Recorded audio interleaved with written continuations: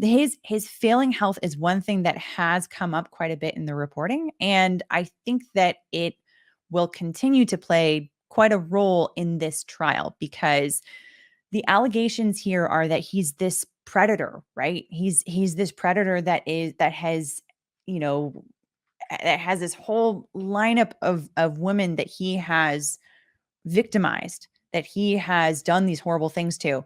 And him showing up looking kind of feeble can potentially call some of those things into question if they say, like, look, this guy looks so weak.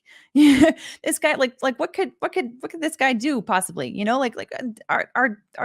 are these women maybe exaggerating things? Are they not exaggerating things? So that is going to play a role, and that's something that the prosecution is going to have to, address, which I'm sure that they will. So it'll be interesting to see if there's reporting on that, and to see if there is, something that we can see as to how the prosecution does kind of address that obvious thing, because we're again dealing with the passage of time. We're dealing with the passage of time, and this is one of those ones. Usually, when I talk about that being an issue in these kinds of cases, the passage of time, I'm usually talking about, okay, evidence disappears, memories fade, memories get a little bendy with time too, right? Especially when we're talking about people people that have been through a lot of trauma. But here we're also talking about how the perception of the defendant can change because of his health changing.